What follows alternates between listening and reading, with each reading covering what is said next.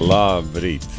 Šorīt pie mums ciemojas plastikas ķirurgs Anci Ģīlis, lai apspriestu tēmu Mommy Makeover. Labrīt! Labrīt, Anci! Tu minēji par to, ka pēc operācijas pacientam ir jāpaliek pie jums klīnikā. Cik ilgi pacientam būs jāatrodas klīnikā pēc operācijas?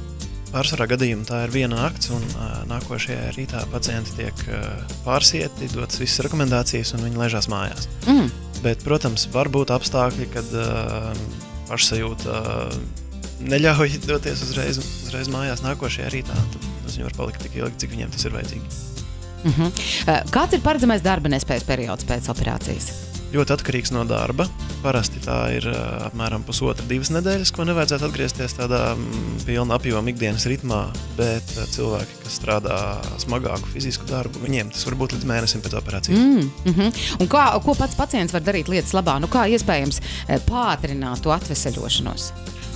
Pirmkārt, nevajadzētu pavisam iegulties gultā, un jau operācijas dienas vakarā ir obligāti jāpieceļās kājās, drusciņi jāpastaigā, un tādas ikdienas lietas, kas ir mājās, vajadzētu sākt darīt jau nākošajā dienā pēc operācijas.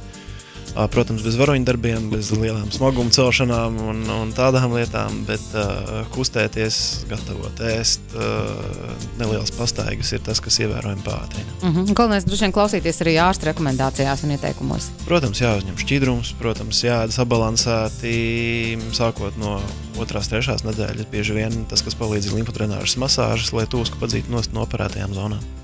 Labi, paldies, Anci! Paldies tev!